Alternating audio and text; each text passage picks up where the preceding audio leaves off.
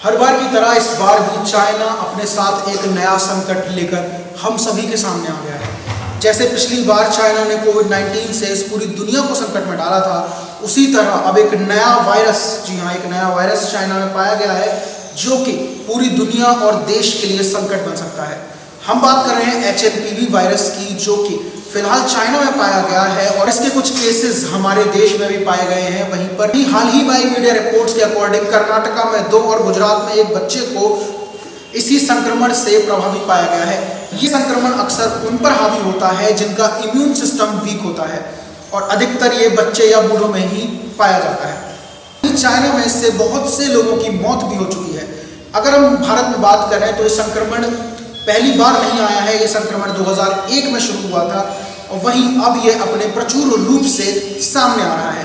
Virus का एक outbreak है और सीरियस है। एक नॉर्मल रेस्पिरेटरी वायरस है जो जुकाम जैसे बीमारी करता है या कुछ लोगों में फ्लू जैसे सिम्टम्स हो सकते हैं, खासकर जो बहुत बूढ़े लोग हैं या बहुत 1 साल से कम उम्र के बच्चे हैं।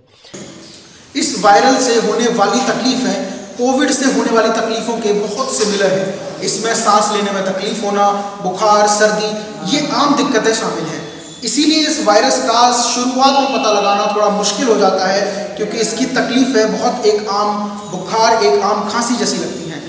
जैसे कि सेम कोविड के समय हुआ था, यही बिल्कुल सेम इस वायरस के साथ टाइम भी हो रहा है। ये जो वायरस है ये इंडिया में पहले से ही कई बार सर्दियों में आता है और अभी तक जो भी इसके केसेस हमने देखे हैं वो माइल्ड होते हैं। इस वायरस की वजह से अस्थमा के पेशेंट्स, COPD और क्रॉनिक लंग डिजीज़ के पेशेंट्स को एक्सैसरबेशन ऑफ उनके सिम्टम्स हो जाता है।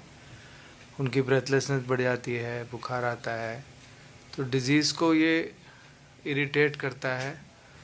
कोविड की और इसकी जो भी सिम्टम्स हैं वो एकदम सेम है, तो ये पता लगाना थोड़ा मुश्किल हो जाता है कि आपको कोविड है या फिर ये नया वायरस। HNPV वायरस का हाल में कोई उपचार नहीं है, कोई वैक्सीन हमारे समक्ष मौजूद नहीं है। यह वायरस अधिकतर संक्रमित इंसान के खांसने, छींकने, उससे हाथ मिलाने या उससे गले मिलने से फैल सकता है। भारत के कुछ स्टेट्स में अभी अलर्ट जारी कर दिया गया है, वहीं और स्टेट्स को भी ये बोल दिया गया है कि अधिक से अधिक घर पर रहें और किसी ज़रूरी काम होने पर ही बाहर निकलें। ये संक्रमण फिर से फैलने वाला है, मगर एक सोचने वाली बात है, एक सवाल हम आपके लिए छोड़ते हैं कि हर बार ये संक्रमण या ये वायरसेस हमेशा चाइना से ही क्यों आते हैं?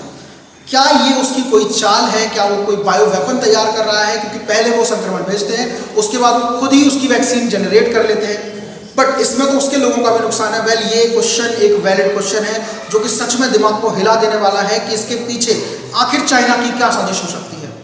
अगर ये साजिश नहीं है तो बार बार हर बार जब भी कोई वायरस आता है, जब भी कोई वायरस फैलता है, वो हमेशा चाइना से ही क्यों शुरू होता है? इसी सवाल के साथ हम आपको यहाँ छोड़ रहे हैं। आगे और इस वायरल पे डिटेल में बात करेंगे। बाकी देश और दुनिया की तमाम खबरों को देखते रहने के लिए देखते रहिए मैग्नेटिक मीडिया न्यूज़।